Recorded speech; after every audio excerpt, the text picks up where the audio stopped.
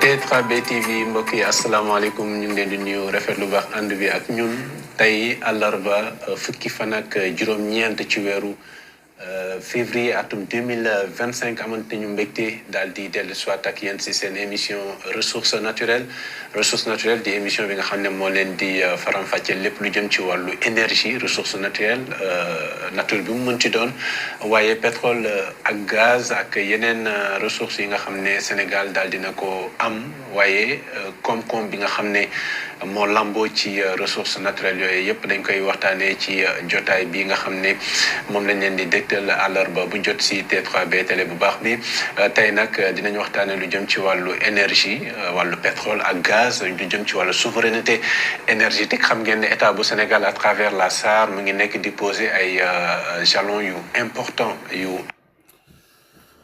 Voilà, donc, chers amis, bon, je me permettrai de pouvoir reprendre cette émission qui est très, très importante. Sénégalais yu bëri près duñ ko suivre waaw bëriwul ñi nga xam ne ñi ngi koy suivre di ci bàyyi xel te pourtant di leen di jox nopp bu baax bi parce que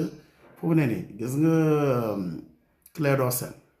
ak beneen ingénieur bi nga xam ne moom polytechnicien bi ñu invité nii gis nga sont des surtout Clédor Sène depuis très très longtemps il parle des ressources naturelles presque propositions yi mu def yëpp man pour man dama koy suivre lu bëri donc ça c'est pour l'intérêt du Sénégal donc tey li may def mooy damay def parce que lii dafa bëri parce que ça fait 2 heures de temps léegi damay fexe ba nga xam ne ni dañ koy ñu gën a break it down def ay séquences yoo xam ne ni Sénégalais yëpp tous les Sénégalais ils vraiment vont faire c'est pour un peu éveiller les consciences parce que franchement les Sénégalais la plupart du temps ne savent même pas sur quoi on est assis c'est pas tout le monde qui connaît et ce que Clédor fait de ses révélations Clédor donne de ses conseils mais et de ses informations mais je vous assure c'est plus tard qu'on va s'en rendre compte voilà nañu déglu gars yi am solo jëm rek ci objectif boobu dans le cadre de la mise en œuvre du volet énergie de la vision Sénégal 2050 bi nga xam ne le gouvernement du président Bassirou Diomaye Faye ak son premier ministre Ousmane Sonko ñu ngi ko nar a doxal ngir askanu Sénégal loolu dinañ ko waxtaanee si jotaay bi nga xam ne niñ koy tàmmoo di defee dañ ci dalal Clédor Sène am nañ ci itam gan boo xam ne xelam màcc na ci wàllu énergie également mu nekk ingénieur géopoliticien dinañ ko dalal léegi polytechnicien ingénieur polytechnicien dinañ ko dalal léegi waaye nuyu bu baax Clédor Sène asalaamaaleykum leader du mouvement Claire Vision gindi askan wi. waaleykum salaam wa rahmatullah Abdou Khadre maa ngi lay fay di la nuyu suñu invité bi. monsieur Mbengue. Comme tu l'as présenté polytechnicien day yëngu ci matière énergie donc mbégte la ci ñun tey ñu am au moins un homme du sérail boo xam ne dañu partagé ak moom waxtaan bi plateau bi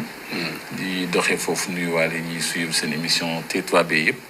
tous les mercredis nga xam ni on décale un peu de l'actualité générale pour nous consacrer que sur l'actualité minière énergétique et de questions liées au développement. Comme ce thème bi nga wax souveraineté énergétique. Je crois que c'est d'actualité. C'est d'actualité. lu am solo la en tout cas si mise en œuvre projet bi nga xam ne moom le gouvernement bu Sénégal daal di amee Thierno Aliya Mbengue ingénieur polytechnicien moom la ñu am mbégte dalal ko Thierno ñu ngi lay nuyu de am mbégte la dalal si T3B. ñu ngi lay nuyu aussi Coulibaly di nuyu seen mbokk internet yëpp di rafetlu liggéey bu am solo bi T3B di def télé bu baax bi comme ni nga ko waxee je pense que c'est important que ñu am des lignes éditoriales yoo xamante ni bii dañuy wax jëmale ci luy développer réew mi di wax sur des questions pointues yoo xam ne dinañ ko jéem a faram-fàccee fexe ba mu accessible pour la majorité de la population. parce que bu ñu rester sur les débats techniques de haut niveau rek parfois nit ñi duñu xam li ñuy wax donc day am solo ñuy ñëw di ramener le débat à des niveaux compréhensibles par tout le monde ndax njëriñ li mën a feeñ bu baax a baax di rafetlu li ma bokk plateau ak Clédor moom léegi moom c'est un visage connu maintenant dans le secteur de l'énergie ñi ngi rafetlu liggéey bi mu ciy def te di ñaan suñu borom lépp luñ fi waxtaan mu nekk njëriñu réew mi lépp luñ fi waxtaan itamit aussi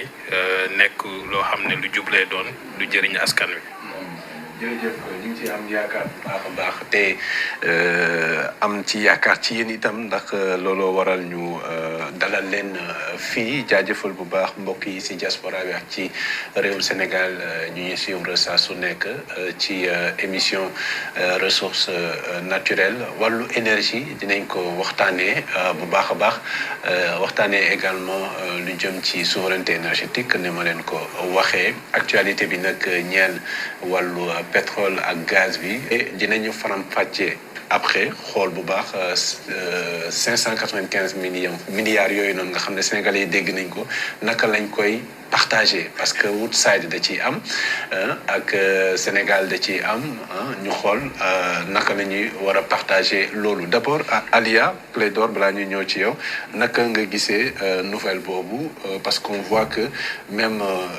Sangomar mu ngi contribuer bu baax a baax ci taxawaayu Woodside au plan international sur ces résultats am na impact positif boo xam ne am na ko ci donc finalement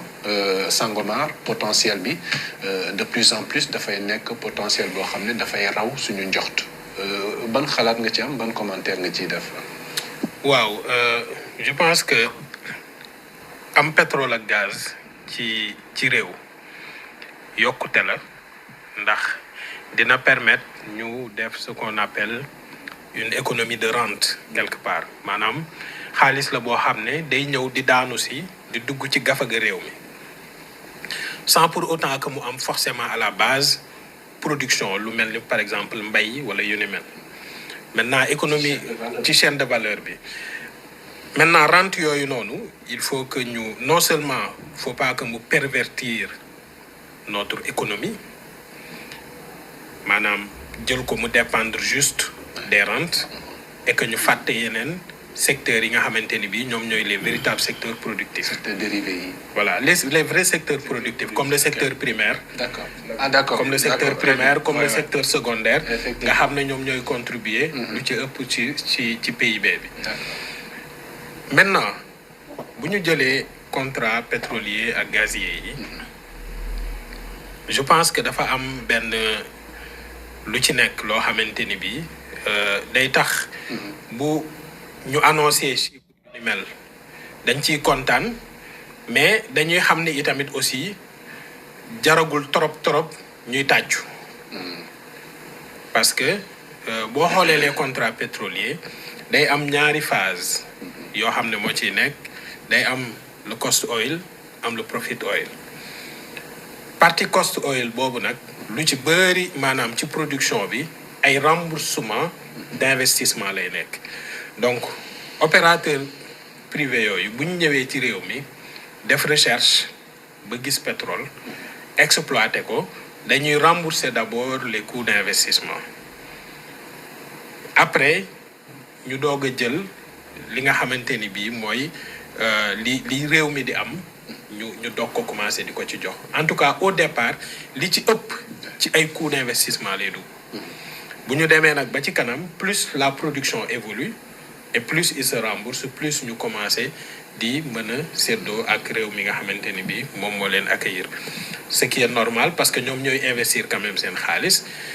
c'est presque 5 milliards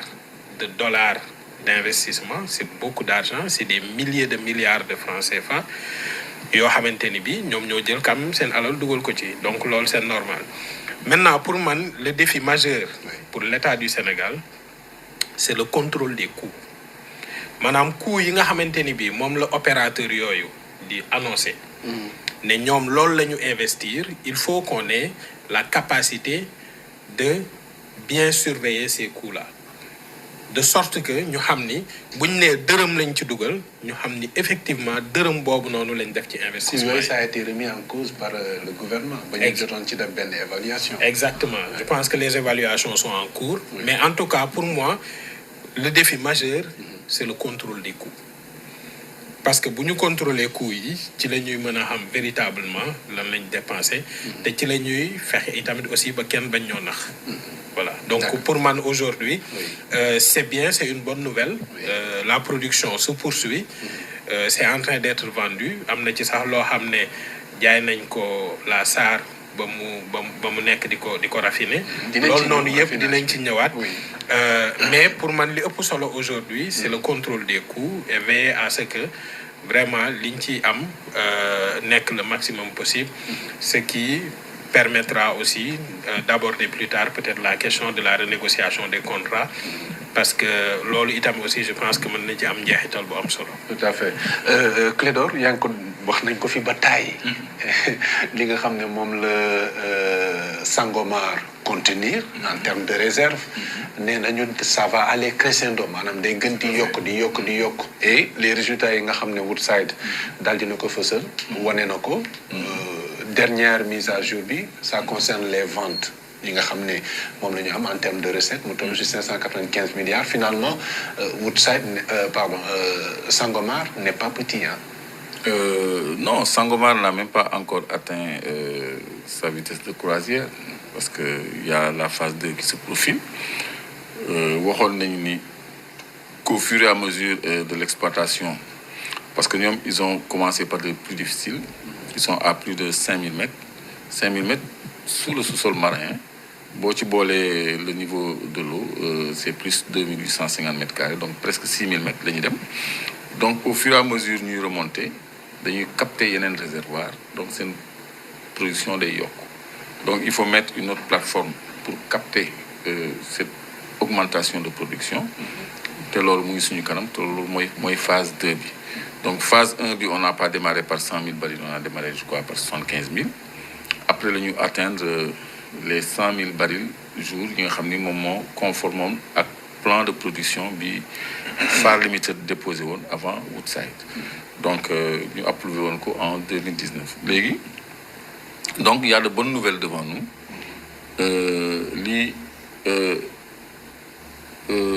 L'exploitation bi indi qui retombée. 595 milliards yoyu. Il faut les analyser à la lumière des termes de partage de production parce que contrat de partage de production là parce que recherche mën nañ ko ci bañ a R bi mën nañ ko effacer léegi parce que on a trouvé donc recherche bi du am ay coûts yoo xam ne Sénégal da koy non phase bi yëpp la ñuy jël coûts yi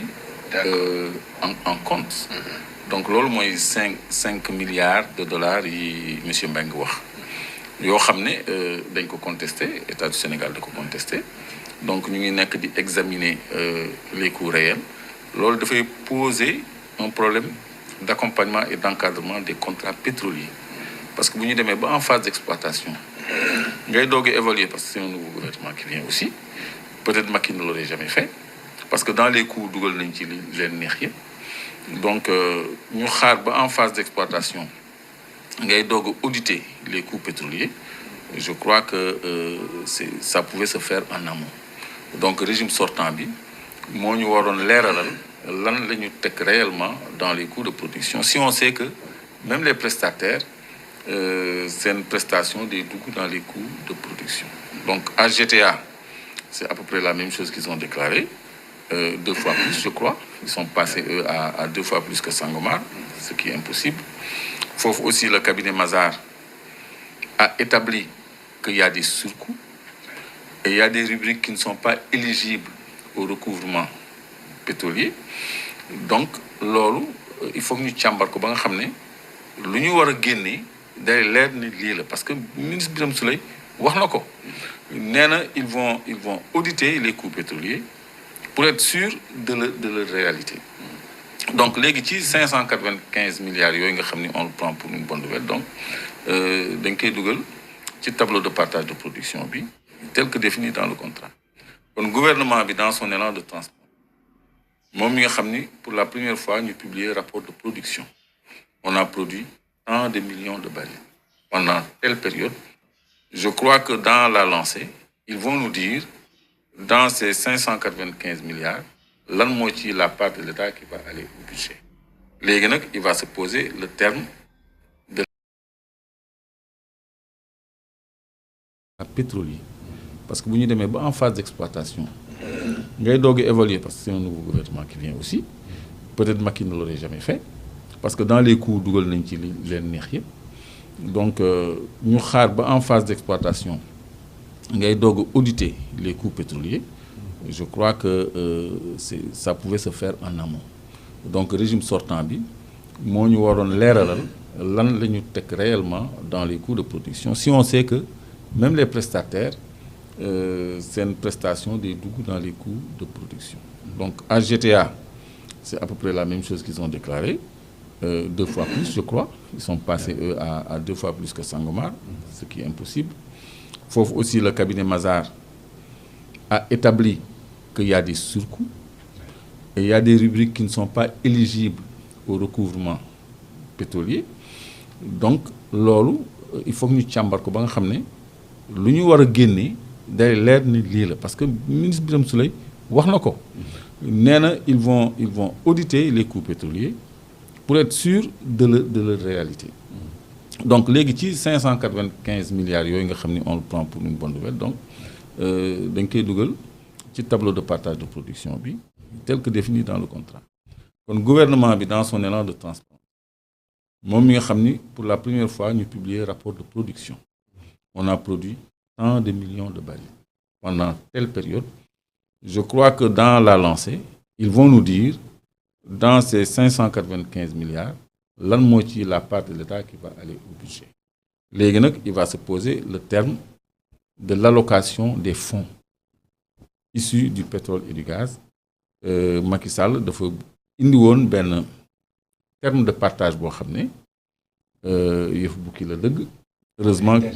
fonds intergénérationnel, fonds 6 ak yooyu tout ça. Il voulait 3 tiers, 1 tiers pour les générations à venir, 1 tiers dans le fonds 6 et un autre tiers à l'Assemblée nationale, c'est-à-dire dans le budget. Et dans le budget de fonctionnement. Donc loolu je crois que mooy sax-saxe budget fonctionnement ak fonds 6 2 tiers. Il y a un seul tiers qui est réservé aux générations futures boo xam ne ñoom mën nañ ci leb ak yooyu tout ça. Donc war nañu redéfinir loi boobu nga xam ne je crois qu'il l'a finalement pas déposé ñu répartir les revenus pétroliers nga xam ni li ci ëpp ça va partir à l'investissement parce que man je crois que le modèle ghanéen est bon parce que Ghana dañu def 6 30 10 c'est-à-dire 10% aux générations futures, 60% au budget d'investissement et 30% pour soutenir la consommation. C'est les subventions dont on parle et tout ça, pour baisser le coût de la vie. Donc loolu, je crois que c'est un modèle pour pays en développement. Parce que ñun, aux générations à venir, il nous suffit de leur réserver des blocs, le temps que ñu nekk à même de les exploiter à l'image de l'Angola, la Sonangol qui exploite des blocs pétroliers. Donc Petrosen war na mën dans le futur réserver boppam ay blocs yoo xam ne da koy exploiter quitte à signer un contrat de service en lieu et place d'un CRPP, d'un contrat de recherche et de partage de production nga xam ni ëllëg les générations dans 15 20 ans et au-delà vont en profiter parce que ça va être une exploitation carrément sénégalaise nga xam ni retombées yi dana impacter. Maintenant pour répondre à monsieur Mbengue sur la crainte que exploitation pétrole bi nekk rente ci ñuy déglu mooy yaakaar ci benn buntu xaalis kese ba négliger yeneen fànn yi nga xam ni mooy mbay mi sàmm gi napp gi service yeeg yooyu parce que loolu dañu gis ni dafa dal dëkk yu bëri. Donc Sénégal pour mucc ci loolu dañu war a utiliser suñu pétrole ak suñu gaz pour industrialiser Sénégal c'est-à-dire pour tourner l'eau. dinañ fa ñëw parce que la SAR bi mu réussir à raffiner le pétrole am na ci yenn orientation yu bees yoo xam ne le DG daal dina ko signaler pour wax ne dinañu diversifier seeni activités partant du raffinage du pétrole parce que bu ñu ko raffiner il y a une variété boo xam ne da ciy am mais également lépp lu aju ci li nga xam ne mooy dérivés yi yooyu yëpp dinañ ko exploiter dinañ ci ñëwaat ñu taxaw ci foofu par là également mais j'empiète pas sur cette question je veux seulement chuter sur la question pour dire généralement à monsieur Mbengue que suñu pétrole war nañu servir à faire des produits manufacturés en plus des produits dérivés du pétrole donc loolu bu ñu ko defee ça va booster l'économie et du nekk une rente c'est-à-dire loo xam ne Sénégal da ciy sukkandiku ci moom kese pour développer dëkkam ba nga xam ni yeneen secteurs yi dañ koy négliger. c'est ça dinañ ci ñëwaat les contrats de partage de production monsieur Mbengue Clédor mu ngi koy wax nekkul li nga xam ne peut-être mën na nekk à l'avantage du Sénégal jot nga étudier un peu les possibilités de renégociation des contrats bind nga ci tey quels sont peut-être les mécanismes wala fu ñu war a mën a jaaree pour que renégociation boobu nekk lu réel wala lu complète conformément à la volonté de l'État du Sénégal et aux intérêts des populations bien sûr. waaw xam nga boo xoolee contrat yi nga xam ne ñoo fi nekk actuellement. te Macky Sall signé ko dañ ko signé woon à partir du code pétrolier de 98. code pétrolier boobu moom moo définir clé de répartition yi en fonction des niveaux de production. C'était un code incitatif pour encourager investisseurs yi ñu ñëw. Peut-être que ça a été trop incitatif. Maintenant, pour ce qui est de la renégociation, moi je pars d'un principe très simple. Mooy que ni contrat c'est entre deux parties. Je veux dire au-delà de li ñu xaatim d'abord mais ñi ko xaatim ñaari parti la yu jàkkaarloo ku ci nekk am intérêt yoo xamante ni bii moom ngay défendre. Sénégal ay intérêt mooy ñu maximiser les revenus yi nga xam ne moom mooy jóge ci exploitation pétrole ak gaz maanaam koppar yi ciy jóge ñu mën ci am le maximum d'argent possible yoo xam ne dañ koy dugal ci budget dugal ko ci investissement dugal ko ci leneen ak leneen loo xamante ni bii mooy tax suñu économie gën a ñoŋ donc suivant ce principe là pour man il est toujours possible ñu jàkkaarloo ak ñi ñu signal ñu ne leen li ñu signé kat dafa xaw a demee boor dañoo bëgg ñu toogaat ñu xool nan la ñuy def ba waa Sénégal gën ci gis seen bopp te boo xoolee le premier ministre Ousmane Sonko ci logique boobu la toog avec son gouvernement notamment teg nañ en place benn commission boo xamante ni bii dafa nekk di càmbaraat contrat yi pour que ñu mën a toog ak ñi nga xam ne ñoom lañ ko signal ñu mën a xool ci yan anam la ñu mën a xool nan la Sénégal di ci gën a mën a tirer profit donc moi je reste sur le principe de base mooy que ni un contrat c'est un accord des parties et que parties yooyu war nañ mën a toogaat xoolaat ku ci nekk li nga xam ne moom nga mën a def ba contrat bi gën a équilibré wu parce que aujourd'hui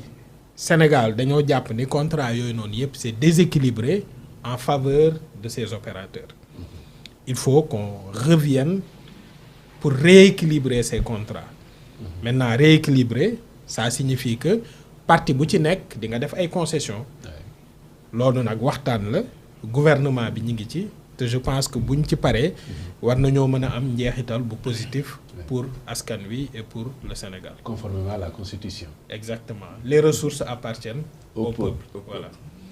Clédor am nga loo ci certainement am na looy.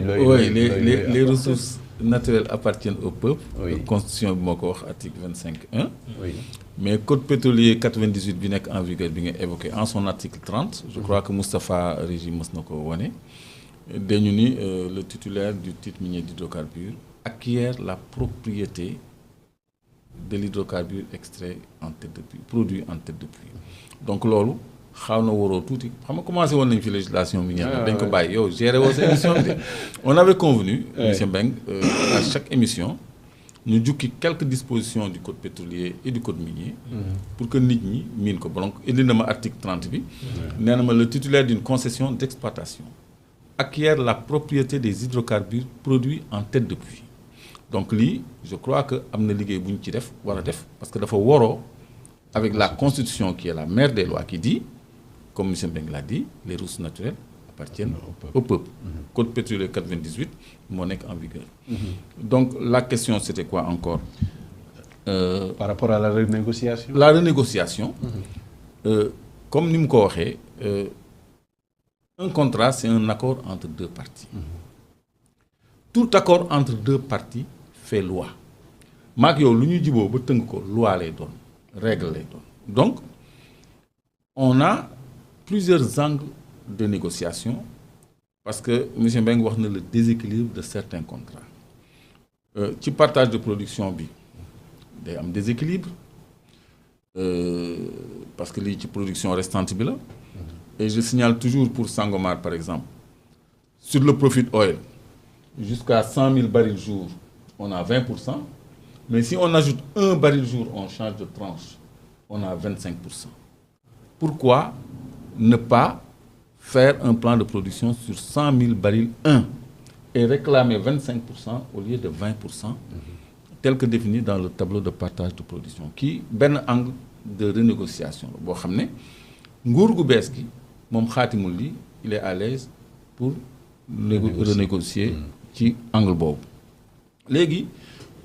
Moustapha joxoon naa la benn contrat AZ Petroleum bu Diourbel c'est le même format c'est un contrat cadre boo xoolee article 33 bi dalay wax ne mooy cette longue phrase que j'énumère tout le temps je crois que internautes yi léegi maîtriser nañ ko te man dem ci gis prox ndool muy la clause de stabilité Moustapha boo ñu seetalee la clause de stabilité je crois que c'est aux abords de l'article 33 32 je crois que c'est les arbitrages léegi dañu ni kenn mënul laal dara ci contrat bi nga signé ak contractant bi mënoo wàññi li nga ko oyofalal ci wàllu impôt ci wàllu taxe mënoo ko yokk plutôt mënoo ko yokk mënoo wàññi ay parts yi mu am maanaam 90% bi mu am mënoo laal durée de production bi donc li ko code pétrolier may ak li ko code général des impôts may mënoo ci laal dara lu dul ñaari parties yi dañ cee déggoo xam nga loolu ñaari parties yi bu ñu déggoo ci ñu laal loolu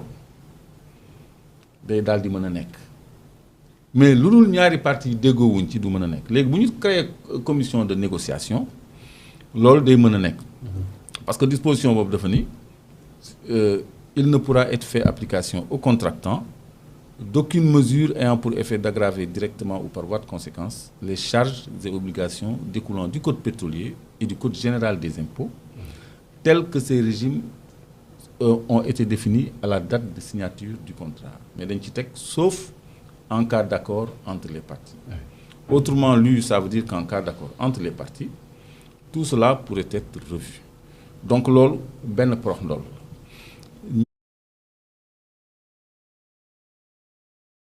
ñetteeli prox ndoll mooy contrat boo xam ni jaarul yoon Petro-Tim gars yi ñu ngi koy bëgg a fàtte mais man bëgguma kenn fàtte ko parce que gis ngeen rapportu inspection générale d'État le rapport 92 je crois ni woon dañu violer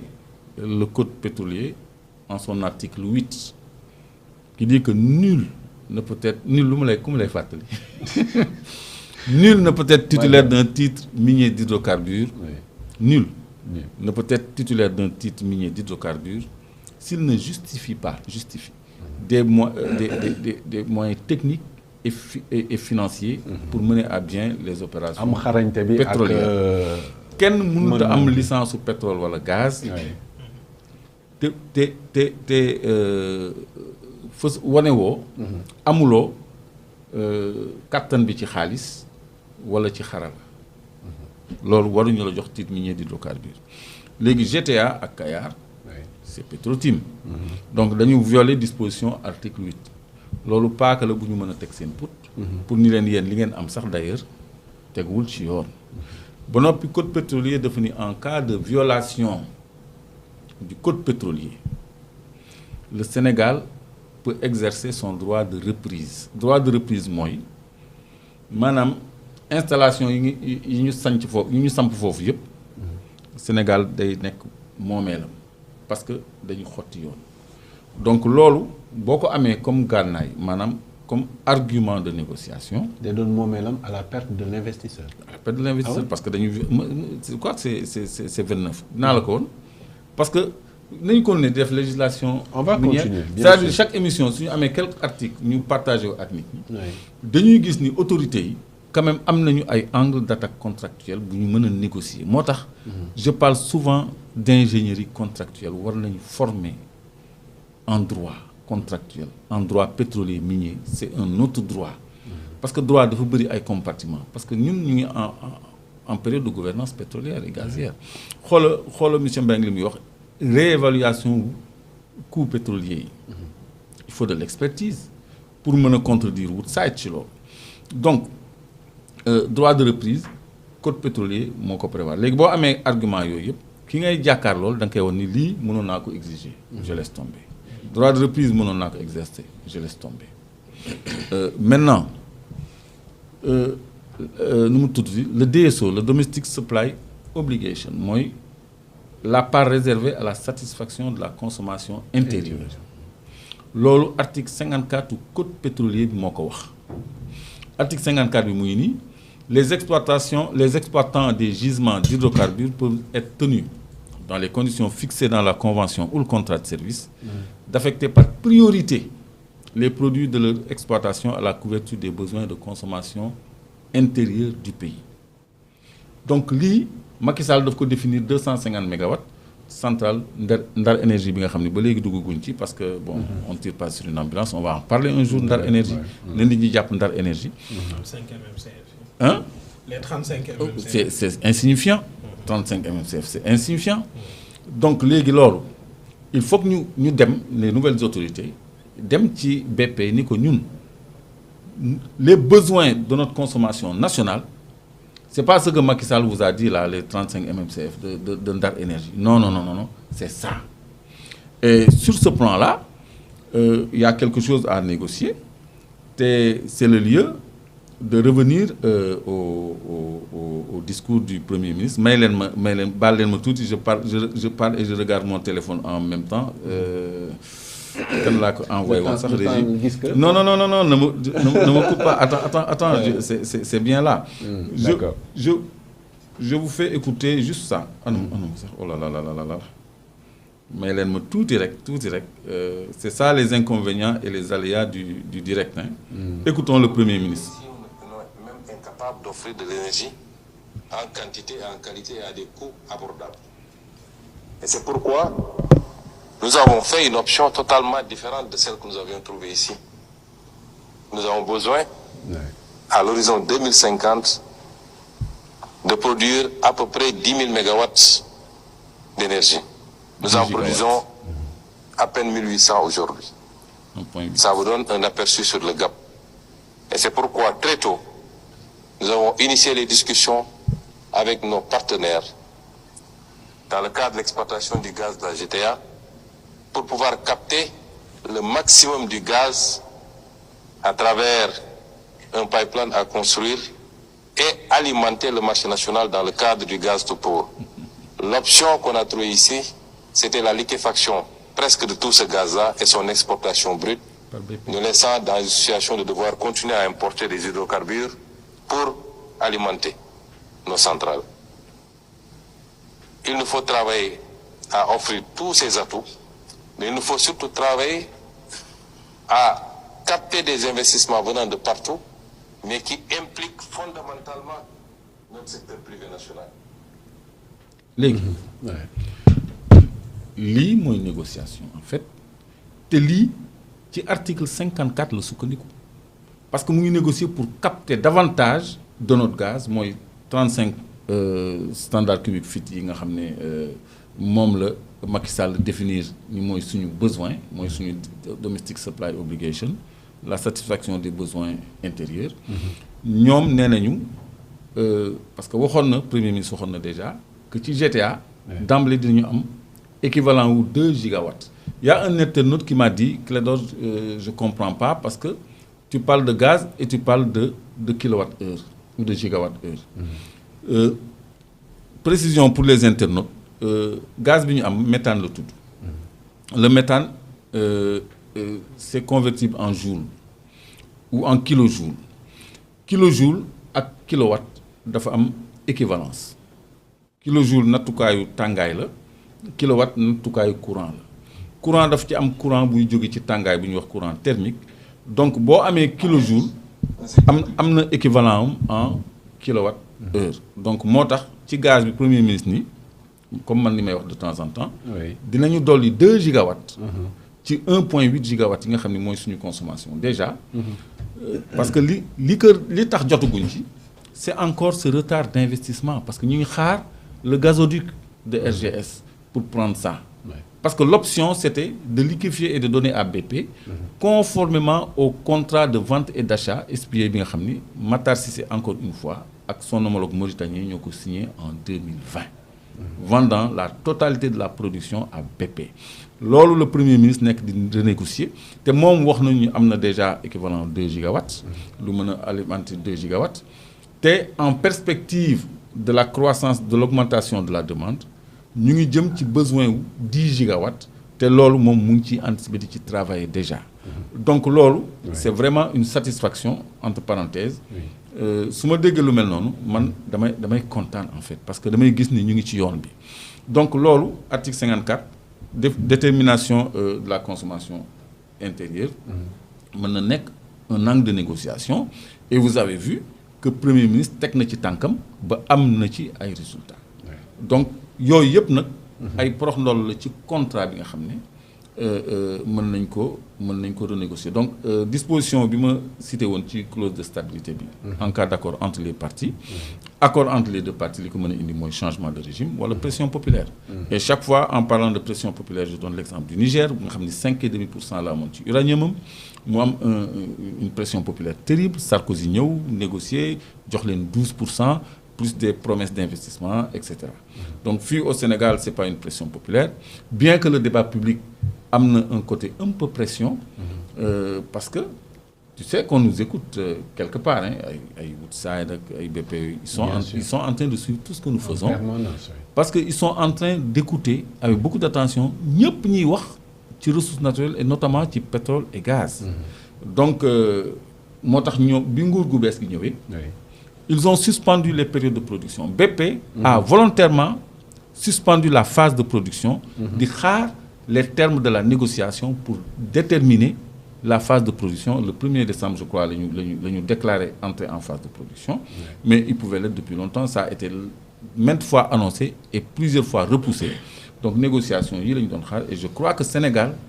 mu ngi ci yoon bu baax bi donc négociation encore une fois c'est pas la guerre négociation mooy waxtaan ba jiboo donc je crois que jiboo mu ngi am et quand le premier ministre l'annonce ça veut dire qu'il y a des acquis ci am looy rebondir. waaw en fait Clédor li mu wax dafa am solo parce que le premier ministre Ousmane Sonko bi mu demee Mauritanie daf ne leen fan yële maa ngi def benn émission RTS di ko rappeler le premier ministre Ousmane Sonko dafa leen wax ne leen li ngeen xaatim ak état wu Sénégal xaatim ko ak waa Mauritanie mooy da ngeen ñuy jox 35 mmcf jox Mauritanie 35 mmcf 35 mmcf di maanaam li Macky Sall xaatimoon je veux dire 35 mmcf moo war a alimenter à peu près une centrale de 250 mégawatts ñu naan ko Ndar énergie ñu war ko def à Gando bi mu demee Mauritanie mu ne leen ñun loolu noonu du loolu rek moo ñu yitteel ci gaz bi parce que gaz bi en réalité ci la ñu war a sukkandiku pour développer Sénégal li may wax nii fu leer laa ko teg parce que énergie mooy cëslaayu développement wu réew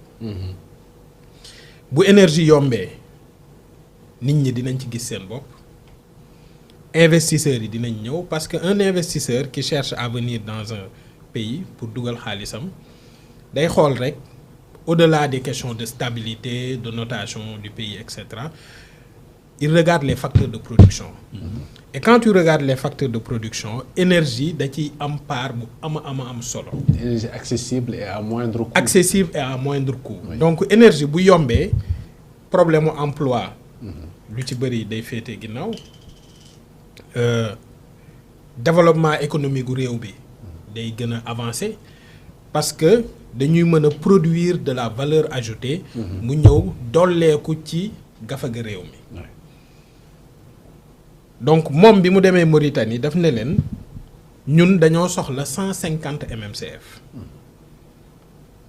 gis nga différence bi ci bëgg sa réew ak vision. ak fulla ak fayda. pour man wax ji yëpp loolu la. maanaam nga fekk contrat boo xam ne dañ ko xaatim ñu ne Sénégal 35 rek la ci am. excusez-moi. mu ñëw ne leen ñun 150 lañ ci bëgg. parce que 150 yooyu moo ñuy permettre ñu mën a mettre en place 1000 mégawatts de capacité. au gaz. Aujourd'hui 35 MMCF yi ñu doon jox buñ ci yamoon rek 250 mégawatts la ñuy mën a defar. tey jii boo xoolee la demande électrique du Sénégal quand tu regardes la courbe de charge bu sénégalais yi di consommer heure bi mu gën a bëree seen consommation mooy autour de 20 heures. moom lañ naan la pointe. pointe boobu dañuy nekk autour de 1000 mégawatts. Le premier ministre Ousmane Sonko li mu demandé. ci projet GTA mooy am 150 MMCF yoo xam ne dinañu mën a permettre ñu def 1000 mégawatts au gaz. mais yaa xayti 1000 mégawatts au gaz bu ñu ko amee mais dañuy régler problème yu bëri. parce que dañuy mën a renforcer le parc de production avec des moyens de production yoo xam ne li muy génnee kilowattheure maanaam li muy toggee courant bi di ko génne day daal di yaxan surtout nag bu fekkee négocier nañ bu baax prix bi nga xam ne moom la ñuy jëndee gaz bi optimiser les charges yi nga xam ne moom lañ koy transporter ba mu yegg au niveau des unités de production ba pare ñu fexe ba unité de production yooyu tamit ñu optimiser les investissements parce que loolu dinañ ci ñëwaat. Aujourd'hui quand on regarde les contrats d'achat d'électricité ak yu ni mel yépp bëri na peut-être ay optimisation yoo xam ne mën nañ ko ci def. Donc en résumé li ñuy wax nii dafa am solo parce que il y va de l'avenir de ce pays. Macky Sall dafa xaatim contrat ne moom 35 MMCF lay soxla muy lu néew par rapport ak suñu ay besoins 35 MMCF mooy 250 mégawatts. La pointe du Sénégal aujourd'hui fait plus de 1000 mégawatts. Ça veut dire que ça ne fait même pas un quart de notre pointe. Le premier ministre Ousmane Sonko dem Mauritanie ne waa Mauritanie il faut que ñu xool ak waa BP pour que 35 MMCF yooyu jóge fa dem ba 150 MMCF pour Sénégal 150 MMCF pour Mauritanie. Donc loolu je pense que c'est un point très important et que il faut que nos autorités puissent bénéficier de l'appui de la population parce que population aussi gis nga réew mooy li Clédor wax léegi. taxawaayu askan wi mooy dooleel les autorités du pays. Les opérateurs yi nekk ci pétrole beeg gaz bi bu ñu xamee ni askan wi kat ñoom nelawuñu xam nañ li ñu bëgg. loolu day dooleel suñu ay autorités bu ñu waree dem toog di renégocier. Et les opérateurs ñemewuñu ay contestation populaire. Non ñemewuñu ay contestation populaire moo tax fi mu toll nii population bi dañu war a nekk ci wetu autorités yi. dooleel leen jàppale leen parce que ñoom boo xoolee vision bi ñu am. bu ñu ci demee ba ca cëppaandaw ga Sénégal dina ci am ay avancement yu rëy ndaxte ñoom fi ñu teg seen bët dafa kawe par rapport ak ñi fi nekkoon fi ñu teg seen bët donc loolu dafa am solo loolu c'est un point vraiment boo xam ne damay bëgg di ci ñëwaat tout le temps ndax c'est un point important et vraiment on félicite le premier ministre Ousmane Sonko et le président de la République Bassirou Diomaye Diakhar Faye ci démarche bu am solo boobu nga xamante ni bii ñi ngi nekk di ko taxawee pour que vraiment li nga xam ne moom la ñëpp bokk ñëpp mën ci jot comme niñ ko mës a waxee ci suñu ay programme parti bii di Pastef. c'est ça merci beaucoup lii nag li ko wun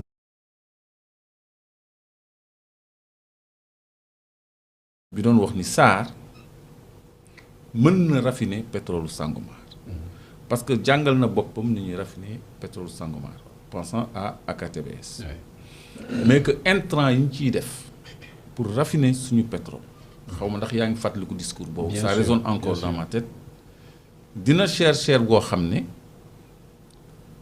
ñu jéggaani pétrole jaay suñu bos sax moo koy gën mooy gën a oyof ci Sénégal waaw mooy gën a oyof ci Sénégal parce que nee na raffiner suñu pétrole ça veut pas dire carburant dina wàcc essence dina wàcc gasoil dina wàcc parce que intrant yi ñu ciy def dafa cher donc la possibilité est là d'avoir raffiné le pétrole de Sangomar mais on attend les coûts de raffinage pour xool ndax c'est compétitif par rapport au carburant importé parce que carburant importé bi l'essence c'est presque 1000 francs le gasoil c'est 700 et quelques 775 je crois donc loolu bu fekkee ni ñu ngi raffiner suñu type de pétrole bi jógee Sangomar nga xam ne ñu ko importé par bateau jëndee ko en devise dollar fayal ko ay taxes et douane bi jógee Sangomar je crois que warul fay douane parce que jógewul bitim réew donc doo ko jëndee devise parce que sa part de production sax da ciy dugg donc booy jënd sax li ngay jënd la cay tegu lay doon te la cay tegu day dugg ci article 54 maanaam li SAR soxla Woodside dakk kay jox par force parce que loolu la code pétrolier bi wax encore une fois article 54 ñu fàttali ko besoin intérieur dafa am benn partie ci article 54 boo xam ne dafa neex Moustapha tegal ma article 54 c'est-à-dire bu fekkee ni SAR dafa soxla 20 000 barils jour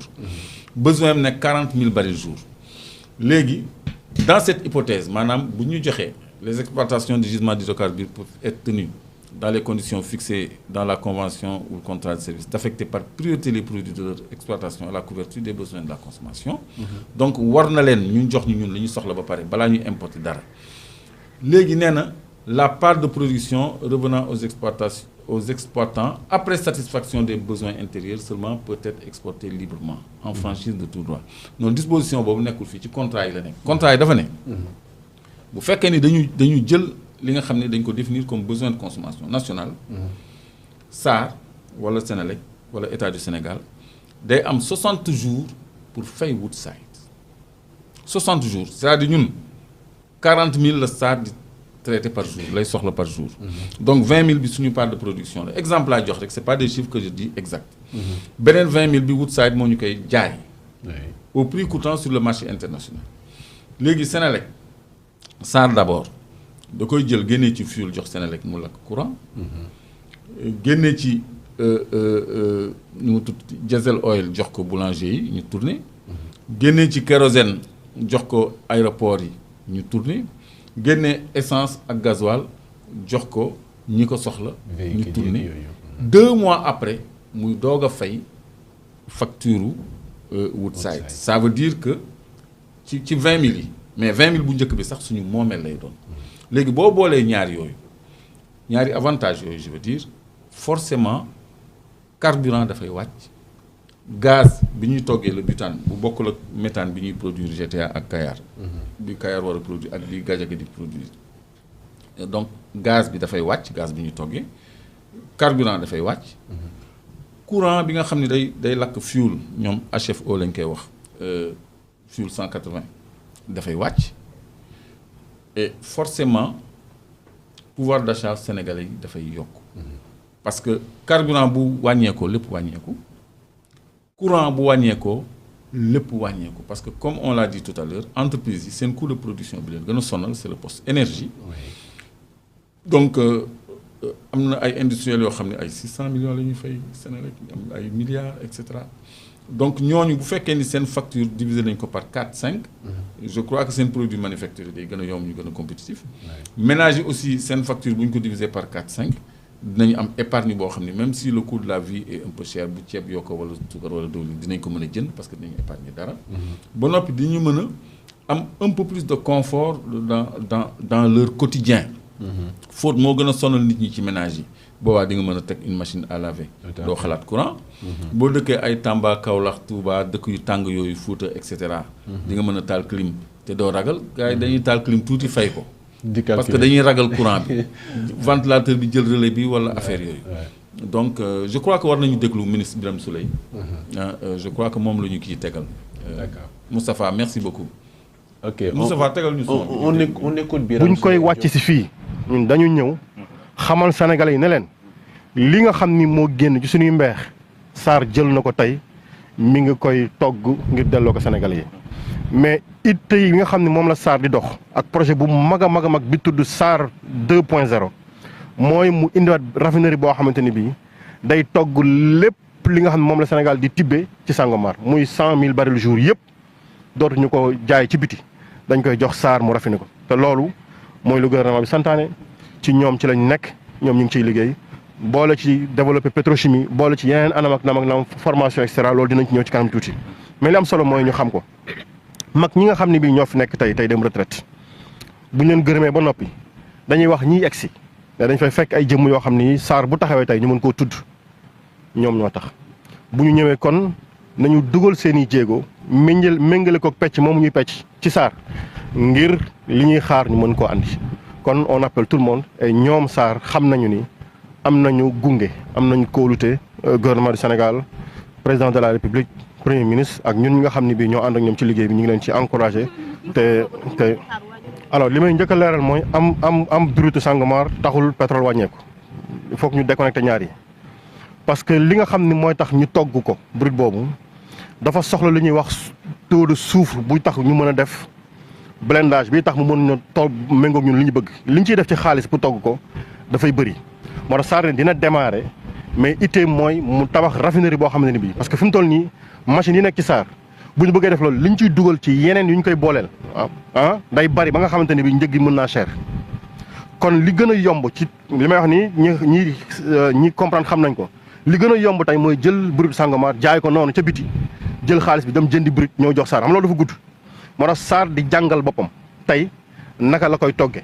ma pare nag créer machine yi tax indi raffinerie bii tax bu ëllëgee bu koy togg mu yomb parce que raffinerie ba muy indi day adapté wu ci transformation boobu te lañ ciy def ci matière semi fini buy tax loolu mën a am du bari du cher. donc loolu benn la bëggoon indi leeral commenté. oui mooy li ma doon wax sànq xam naa ni monsieur Mbengue peut-être. vidéo bi déglu woon nga ko li ñuy jàpp foofu rek mooy d'abord c'est le ministre de l'énergie qui a parlé. Ouais. À lui sont destinées toutes les informations yu jóge ci pétrole ak gaz. nee na Sarr réceptionné na première cargaison raffiné na ko léegi ça veut dire que techniquement c'est possible. Ouais. mais la ñu cay dugal ci intrant dina cheraay boo xam ni ñu jaay suñu pétrole jéggaani beneen sax moo koy gën donc la solution moom bi mu préconiser mooy une deuxième raffinerie boo xam ni day permettre day nekk aux normes de notre pétrole qui est assez soufré ou sulfuré nga xam ni day nekk aux normes de notre pétrole donc nga xam ni traitement bi du nekk ay coûts yu exorbitants comme actuellement AKTBS bi ñu taxawal pendant des années ministre bi nee na bu traité suñu pétrole dina cher moo tax am nañu pétrole rek raffiné nañ ko ça veut pas dire que coût yi day wàcc pour mu wàcc il faut une raffinerie aux normes de notre pétrole bu mën a raffiner suñu type de pétrole nga xam ne du soxla ñu ciy def ay intrants yu impossible yoo xam ne day agir ci coût bi uniquement pour que techniquement ce soit possible et que mu bañ a viable économiquement. C'est ça. kon léegi man je suis très pressé qu'on pose la première pierre de cette raffinerie là parce que retard d'investissement bi nga xam ni Macky Sall ak ay nitam ñoo ñu ko yóbbee parce qu'ils ont approuvé les plans de production de Sangomar en 2019 xamoon nañu dina nekk en gouvernance pétrolière depuis 2019 jéemuñu waajal seen bopp ci infrastructure pétrogazière fi mu nekk nii gaz yi mu ngi génn fële amuñu gazoduc pour jël suñu li ñu soxla ci gaz pour jox ko Senelec parce que amuñu gazoduc. Heureusement c'est un chantier. oui mais yàlla FSRU bu nekk fii port la deful dara bateau bu bleu blanc boobu na dem jëli gaz liquéfié bi ñëw regazéfier ko parce que loolu mooy rôle am. C'est une unité de liquéfaction et de regazéification. boo xam ni mën na alimenter quand même au moins Cap de Biche bi nga xam ni mu ngi nekk port. c'est accessible ak Bel Air bi nekk port. ak bateau boobu donc retard d'investissement boobu amuñu terminal méthane yi. tey ji on est obligé de liquider de vendre amuñu raffinerie. Alors que Senghor en 64 avait prévu une raffinerie alors qu'il n'était pas en gouvernance pétrolière. C'est ça. Donc ñun tey jii le défi c'est poser une première pierre d'une très grande raffinerie ba noppi prévoir les extensions dans les décennies à venir. C'est important lu ñu war a bàyyi xel la Thierno. Merci Moustapha. Raffinage bi tollu nañ ci. coût yi le ministre du pétrole des énergies et des mines Birame Souleye Diop wax na ko on est sur la bonne voie. Peut-être une voie vers la souveraineté énergétique mais d'abord sur le raffinage c'est une bonne nouvelle aussi hein. Oui gis nañu vidéo bi ministre de l'énergie du pétrole et des mines def wax ci xam naa c'était avant ñuy def le raffinage ñu ngi koy nuyu au passage di ko beral nuyu parce que ñoo bokk dëkk Thiès ba pare mu nekk suñu ministre de tutelle mais man damay ñëw rek sur deux principes mooy c'est une bonne nouvelle effectivement c'est une bonne nouvelle à deux niveaux le premier niveau mooy la souveraineté énergétique maanaam tey jii di jéggaani mbir defar ko ci sa réew day li gën parce que dina yokk la fierté nationale ñu ne produit yii kat nga xam ne jëlee nañ ko ci raffinage pétrole brut bi non seulement brut bi Sénégal la jógee ñu raffiner ko fii am tous les produits dérivés lépp nekk ci biir Sénégal loolu sursaut de souveraineté nationale la donc fierté la ñuy féliciter waa SAR ci liggéey bu am solo boo xam ne liggéey nañ ko bi ci des mooy day tamit indi li ñuy wax la problématique de la sécurité des approvisionnements loolu problème mu sécurité la maanaam jëlee dara ci sa réew lépp nekk fi nga bañ a dépendre de ce qui se passe ailleurs dans le monde loolu aussi da lay indil sécurité ndax tey jii bu ñu nee par exemple les chocs exogènes par exemple. Exactement les chocs exogènes bu ñu nee tey jii par exemple brut bi dafa war a jugee Nigéria ñëw Sénégal mais ci diggante bi problème mën na ci am mais bu fekkee brut bi fii lay jugee ci Sénégal di duggaat ci réew mi mais bu boobaa loolu c'est la partie macroéconomique je vais venir sur ça. C'est ça. Et aussi tout ce qui est histoire de change. Donc maa ngi ci problème maa ngi ci la partie sécurité la sécurité des approvisionnements donc loolu pour man dafa am solo au-delà de la souveraineté il y a aussi la sécurité des approvisionnements donc loolu muy deuxième point bu positif le troisième point qui est positif mooy l'impact au niveau macroéconomique parce que tey jii bu fekkee ñun dañuy jël suñu alal di dem di jënd brut à l'étranger dañuy utiliser ce qu'on appelle des devises loolu noonu dañuy mën na dem ba indil ñu déficitu devise ñu war a dem wuti jiwaat ay devises pour mën a renforcer li nga xam ne moom mooy ay devises u réew donc foofu da ciy am aussi un point positif maanaam pression boobu ñuy am sur les devises aussi day mën a wàññeeku bi ci des mooy la balance commerciale itamit aussi bu boobaa day mën a rééquilibrer wu parce que jéggaani wuñ parce que tant que yaa ngi jéggaani yaa ngi déséquilibrer la balance commerciale mais bu fekkee jéggaani woo ça veut dire que c'est des centaines de milliards en réalité yoo xamante ni bii ça sera des transactions qui vont se passer au Sénégal donc pour man je ne vois que du positif maintenant bu SAR 2.0 ñëwee day gën a neexati maanaam dañuy mën a permettre ñu mën a raffiner de façon beaucoup plus efficiente et avoir donc une chaîne de valeur qui est beaucoup plus efficiente. Donc c'est une bonne nouvelle. Am na ay impact à plusieurs niveaux mais nañ ko renforcer mu gën a jëm kanam comme ni ko ministre bi waxee. ñu fexe ba li ñuy produire ci Sangomar yépp ñu mën ko raffiner Sénégal au meilleur coût parce que loolu aussi c'est important. suñu réew la lii la fii lay jógee souveraineté énergétique et cetera ba ñuy produire à 2 fois plus je pense que amul sens. te yaakaaruma ni SAR dinañ produire à perte par rapport ak bu ñu waroon a dem importer ji. même bu fekkee y a la question donc de la fierté nationale et tout ça. Les questions économiques sont aussi très très importantes dans un secteur aussi stratégique que le secteur de l'énergie. Donc économiquement aussi il faut que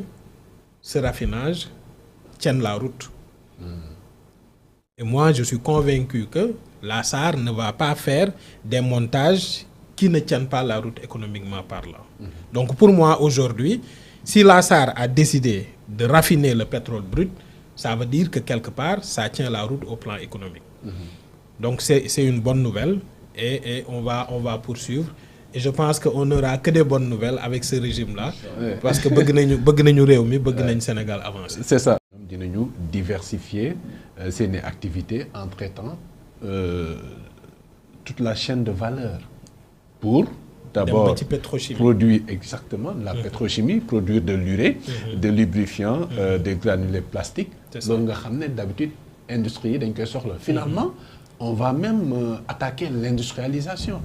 Exactement. waaw mooy chaîne de valeur bi rek c'est-à-dire que gis nga tey jii nii une chaîne de valeur boo bëggee yokk l'efficience économique non seulement da ngay fexe couvrir toute la chaîne de valeur parce que bëri na xam nga tey jii boo jëlee brut di ci génn ay produits daanaka produit boo génne ba mu jeex am na yeneen produits yoo ci mën a génnewaat c'est pas pour rien qu'on dit que le pétrole c'est de l'or noir. C'est de l'or li dérivés yi ci mën a am dafa bëree tellement que ni bu ñu couvrir toute la chaîne de valeur on renforce et on améliore l'efficience économique. Donc cette stratégie là bi SAR di teg ne ñoom dañ bëgg nekk sur toute la chaîne de valeur produire nekk ci pétrochimie nekk ci produits hydrocarbures yi nekk ci urée nekk ci leneen ak leneen je pense que ni loolu c'est la bonne démarche et c'est ce qui permettra aujourd'hui de rendre la SAR beaucoup plus efficiente. Bu ñu fàtte ni aujourd'hui la SAR est la première société du Sénégal en termes de chiffre d'affaires. La SAR fait plus de 1000 milliards de chiffre d'affaires. Et devant la Sénélec et je pense même devant la Sonatel. Devant tout le monde. 1000 milliards de chiffre d'affaires pour moins de 300 collaborateurs si je ne me trompe pas. Ça veut dire que c'est une société aujourd'hui boo xam ne dañ ko war a bàyyi xel. bàyyi ko xel teg ko ci anam yi mu gën a yembe pour que mu produire une valeur ajoutée vraiment boo xam ne Sénégal dina ci bénéficier wu bu baax a baax. Donc vivement SAR 2.0. Clédor wax nañ ko fii ba tey la chaîne de valeur il faut que ñu fàtt fépp comme on dit. SAR est en mesure aujourd'hui wane na ko techniquement. Avec des techniciens yoo xam ne ñu xarañ lañ. Avec un laboratoire de pointe. Ça a toujours été le cas. Oui donc tey dafa gën a fës parce qu'il y a plus de visibilité vis-à-vis de la SAR. parce que y a maintenant un débat d'intérêt national autour de la gouvernance de nos ressources naturelles. Parce que tey jii fu mu nekk nii ñëpp a ngi intéressé wu ci pétrole Sénégal gazu Sénégal oru Sénégal zircon Sénégal les ressources en général. Parce que loolu mooy avantage ak intérêt débat bi moo tax ñun boo xoolee anticiper nañu depuis des années ci le fait que ñu am que 100 000 barils jour parce que c'est petit en production pétrolière. Exemple Dangote mu ngi raffiner chaque jour 650 000 barils. Dangote kese wax ma production Nigéria de Dangote li muy raffiner moom 650 000 barils jour la donc plus de 6 fois la production de Sangomar benn raffinerie privée Nigéria moo koy raffiner donc Sangomar mën na évoluer en production donc raffinerie bi ñuy dimensionné bi ñuy war a samp dañ ko war a dimensionner pour mu tenir en compte cette évolution de la production du Sénégal et l'avenir comme l'avait prévu Senghor en affectant jusqu'à peut-être plus de 1 million de barils par jour. Est-ce possible?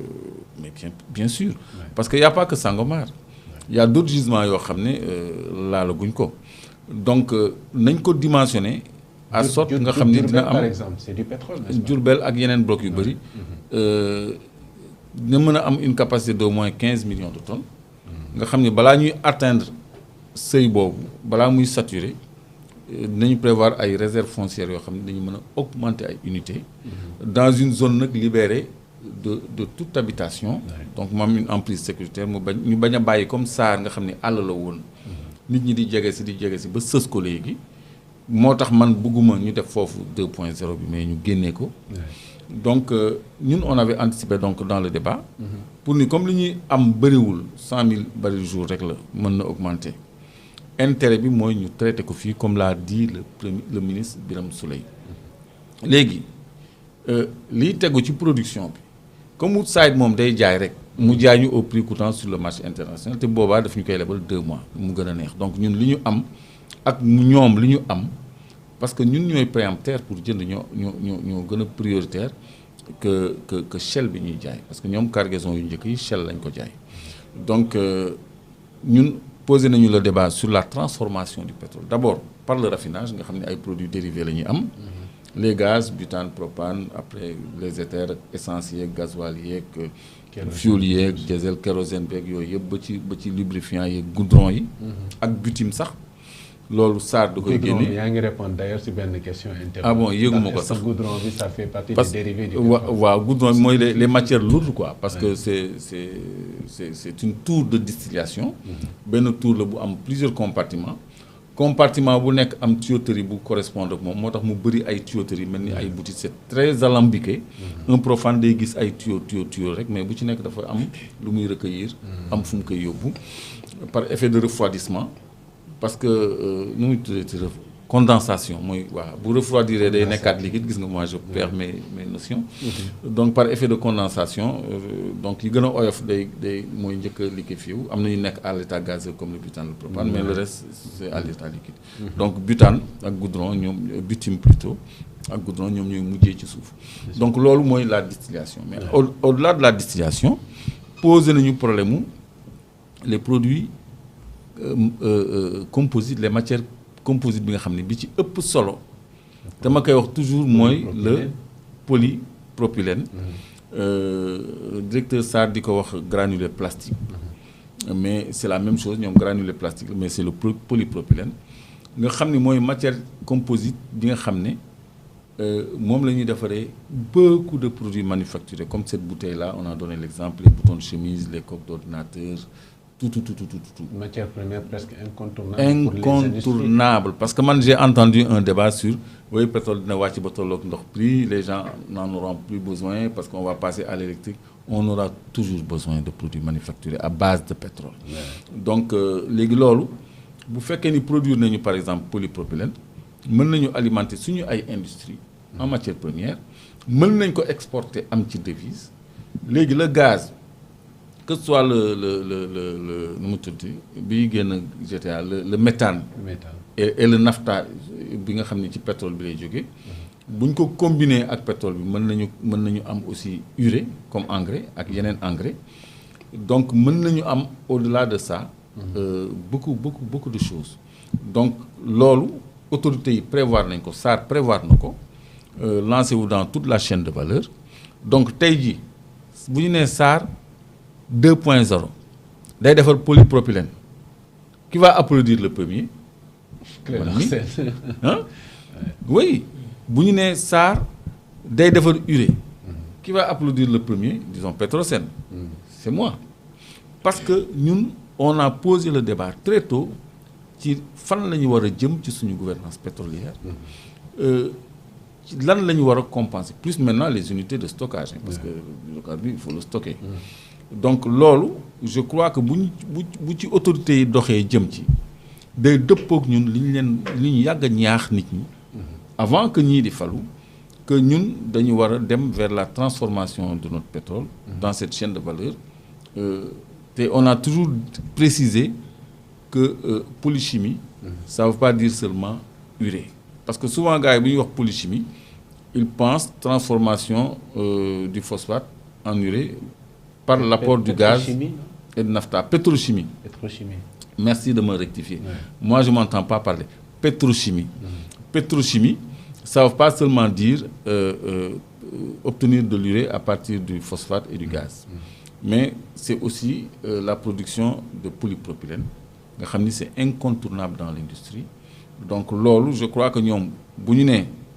nous avons des granulés plastiques, polypropylène, nous avons des production d'urée, la chaîne, elle est complète. Donc, lolo, je crois que c'est une bonne nouvelle, comme l'a dit M. Nemeng. Et moi, justement, nous poser la première pierre, parce que nous avons un partenaire chinois, président de Chine, Cédine, je crois, il s'appelle, qui sont portés volontaires pour nous accompagner dans l'investissement, dans la réalisation d'une raffinerie. Donc, vivement la pose de la première pierre de cette raffinerie, en dehors de Dakar, dans le département de Foundiougne, ma région Réglayor, pour que ça profite aux populations. Parce que, vous voyez, fii la mbir mi di jóge au lieu ñu indi ko ba fii saa fii moo gën a gàtt te moo gën a yell nga xam ne dinañu am emprise sécuritaire dinañu am réserve foncière pour les extensions à venir dina impacter zone bi camions maliens yi dootuñu dugg ci Dakar pour s'approvisionner parce que eux ont besoin de 2 millions de tonnes par an donc nous on a besoin de plus de 3 millions de tonnes on a besoin de 4 millions de tonnes et ça va évoluer donc je crois que ñoom ñu ngi ci yoon bi et alhamdulillahi rabbil alamin. Et pôle territoire yi peut-être dina ko gën a jariñ. Voilà les pôles territoires qu'on a définis. Pôle territoire bu nekk dafa am ay atouts. Parce que équité territoriale dafa commander